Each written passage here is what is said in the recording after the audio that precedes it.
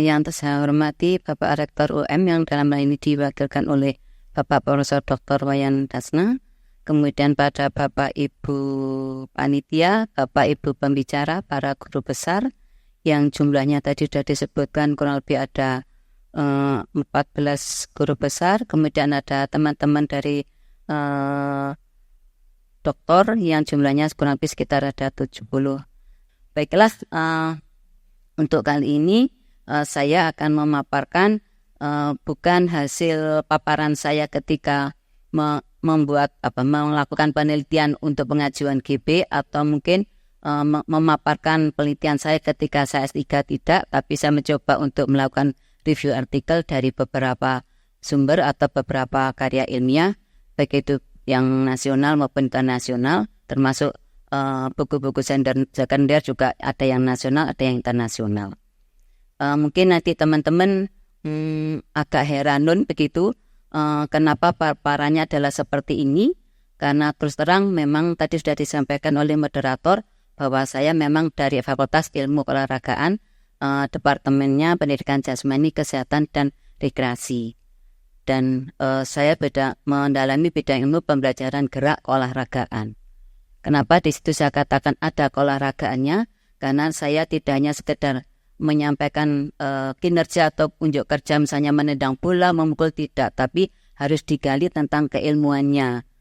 Apa keilmuannya? Salah satunya yaitu di sini bahwa dalam belajar gerak tidak hanya mempraktekkan itu saja, tapi di sini kami juga dituntut untuk menganalisis gerakan itu sendiri. Nah, oleh karena itu dalam pembelajaran gerak didukung oleh beberapa bidang ilmu yang paling pokok, yaitu bidang ilmu kinesiologi atau ilmu gerak. Nah, saya pernah penelitian mengembangkan bahan ajar ilmu kinesiologi untuk mahasiswa keolahragaan di Jawa Timur. Nah, ketika itu saya ada per-review untuk menanyakan apa namanya kinesiologi, kalau tidak ada bidang itu. Tapi saya katakan insya Allah ini bukan bidang yang baru, tapi ini sudah lama. Jadi memang dalam setiap gerak itu ada bidang-bidang ilmu yang mendukung untuk memperkuat unjuk kerja dari gerak itu, yaitu salah satunya ilmu kinesiologi atau ilmu gerak manusia, atau bisa juga di sini dalam melakukan atas geraknya juga disumbang dengan bidang ilmu yang lain, yaitu ilmu gizi. Nah, kedua hal itu saling berkaitan dengan unjuk kerja yang berupa fisik untuk pembelajaran gerak itu. Ya, berikut paparan yang bisa saya sampaikan. Jadi di sini paparan saya ini bukan hasil murni dari penelitian di lapangan, tapi ini review artikel dari beberapa sumber primer dan sekunder. Yang menginspirasi saya mengambil masalah ini yaitu karena di PJOK itu atau di PJKR pembelajarannya ada dua aspek, yaitu aspek kognitif atau teoritis dan aspek gerak. Mungkin kalau Bapak Ibu melihat kenapa anak-anak di lapangan sana berlari-lari, ya itulah memang ciri khasnya mahasiswa PJK di situ, di aspek psikomotor itu. Nah, dalam melakukan gerakan-gerakan yang mereka lakukan itu banyak hal-hal yang kiranya dilupakan oleh teman-teman dalam mempelajari bidang itu. Nah, untuk belajar gerak sebaiknya kami sarankan untuk berbasis pertama yaitu fase pertama yang dilakukan yaitu memberikan dasar-dasar keilmuannya, dasar-dasar kognitifnya dulu, baru nanti praktek. Kalau mahasiswa karena sudah besar mudah untuk melakukan itu. Tapi kalau nanti turun di sekolah, mungkin apakah SD atau SMP, jangan langsung memberikan geraknya, tapi berikanlah aspek kognitifnya, teori-teorinya dulu. Nah, untuk teori itu ya mungkin teman-teman yang mahasiswa PJK yang sekarang di depan saya, kalian masih bisa sambung cepat menghasilkan gerak. Tapi kalau memang di jenjang SD atau SMP atau SMA itu masih membutuhkan waktu. Nah, sekarang pembelajaran kan didahului dengan melihat video dan sebagainya. Betul, bagus, itu memang iya. Tapi kalau pemahaman konsepnya itulah yang susah. sederhana sebenarnya pembelajaran gerak itu, tapi ada hal-hal yang sangat hal-hal yang sangat dibutuhkan. Salah satunya adalah koordinasi gerak. Kenapa koordinasi gerak di sini dibutuhkan? Karena mereka akan memproses apa-apa yang tadi diinputkan, disampaikan di sini, kemudian sebentar lagi dia harus mempraktekkan gerakan itu. Nah, untuk itu dia membutuhkan bagaimana koordinasi menggabung-gabungkan pesan-pesannya Bapak Ibu guru atau pesannya secara kognitif atau secara teoritis, kemudian akan diaplikasikan dalam gerak. Makanya mungkin Bapak Ibu atau teman-teman kalau dalam olahraga pasti agak pada waktu belajar awal biasanya banyak mengalami gangguan-gangguan. Nah, setelah itu baru dilakukanlah mempraktekkan. Untuk mempraktekkan, sebelum mempraktekkan mungkin bisa juga dengan cara melakukan membayang-bayangkan sesuatu, jadi melakukan latihan emergensi. Latihan membayangkan, jadi setelah melihat video selesai, kemudian sebelum ke lapangan untuk menghemat inersi supaya tidak melelahkan, anak-anak disuruh berdiam di ruangan dulu, kemudian membayangkan video yang tadi ditampilkan itu bagaimana. Nah, dari situ dia otaknya akan bisa melakukan penggabungan ke beberapa macam gerakan yang dilakukan itu. Nah, cuman di sini yang perlu diperhatikan bahwa dalam menyampaikan gerakan-gerakan pada siswa, sebaiknya satu yang perlu diperhatikan memang seperti biasanya dari yang mudah ke yang sukar. Nah, ketika memberikan pemanasan, ya maaf, di olahraga memang pemanasan sama dengan sepeda motor, dipanasi dulu, harus pemanasan dulu, kalau tidak ya nanti keju-keju alias keju-keju. Ya, itu. Ini jangan seperti saya itu kadang-kadang kalau zaman bola itu pernah di Surabaya waktu itu di S2 Surabaya, di Surabaya panas enggak usah pemanasan. Begitu besoknya naik bis kuliah di sana, berangkat ke Surabaya, berat kakinya enggak kuat untuk naik. Untungnya kondektornya sudah langganan, jadi akhirnya ditolong. Jadi jangan melupakan untuk pemanasan. Yang suka ngawes ini menurut saya Prof Wayan ini dengan Pak Pri yang selalu mohon tidak dilupakan pemanasan itu. Nah, untuk yang pemanasan itu apa dulu yang harus dilakukan? Bagian yang otot besar. Jadi dalam melakukan pembelajaran juga demikian, teman-teman jangan mengawalinya dengan menggunakan otot kecil, misalnya ini atau yang ini jangan. Ini termasuk otot kecil. Tapi dahulukan adalah bagian otot besar seperti daerah dada kita, punggung, atau mungkin daerah bicep femoris, atau mungkin di daerah gastrocnemius, otot depan, atau gastrocnemius itu daerah betis. Jadi itulah yang didahulukan. Jangan di jari-jarinya ini, atau mungkin jangan di kepalanya ini, jangan dulu.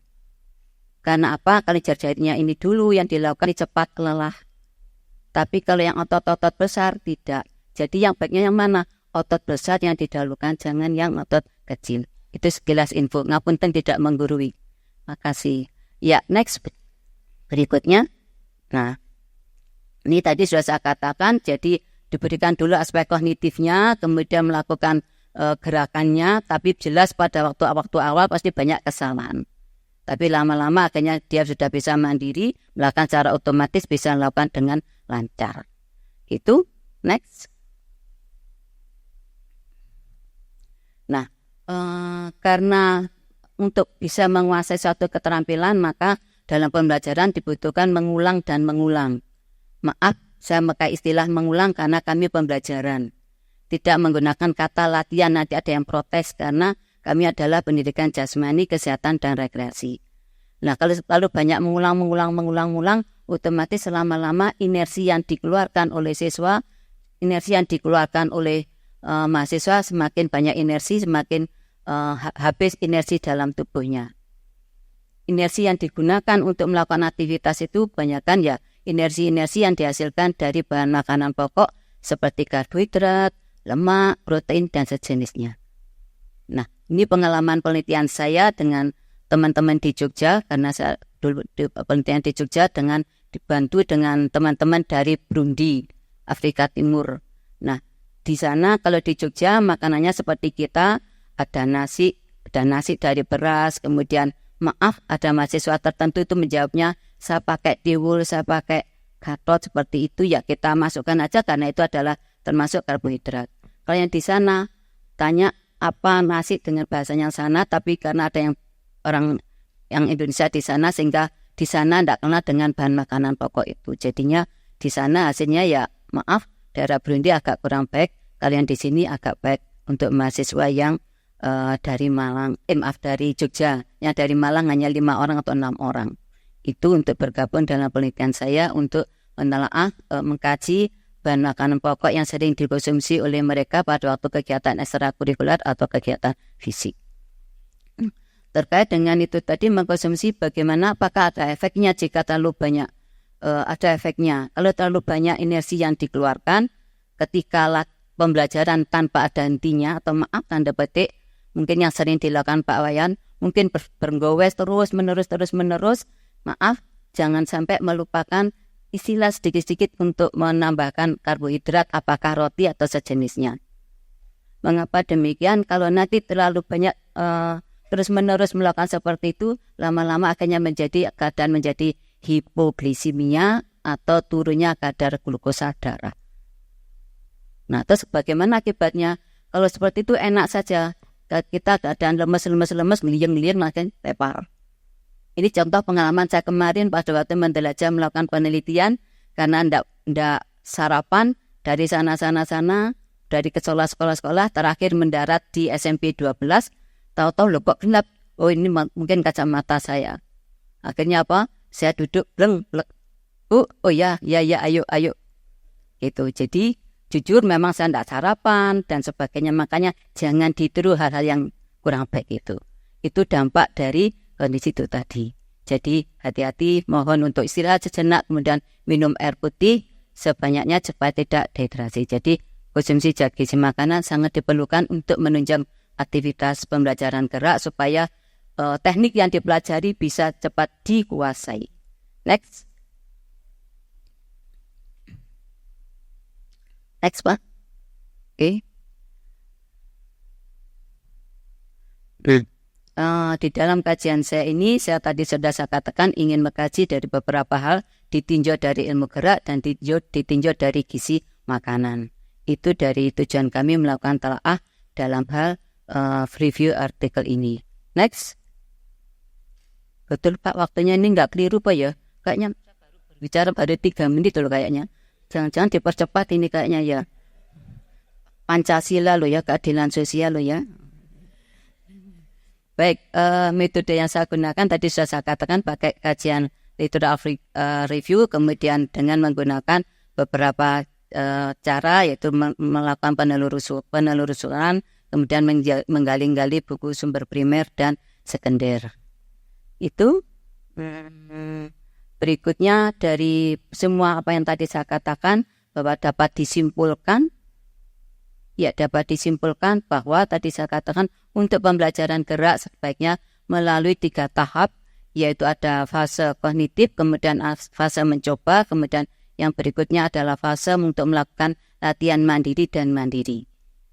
Kemudian jika melakukan latihan mengulang, jangan sampai dilupakan bahwa mengkonsumsi makanan atau menambahkan zat gizi untuk memberikan energi dalam tubuh adalah penting. Di tengah-tengah perjalanan pembelajaran, boleh mengkonsumsi roti untuk menguat perut yang kosong, boleh.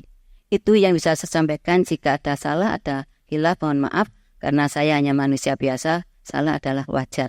Ngapunten banget, terima kasih. Saya kembalikan ke moderator. Assalamualaikum warahmatullahi wabarakatuh. Waalaikumsalam warahmatullahi wabarakatuh.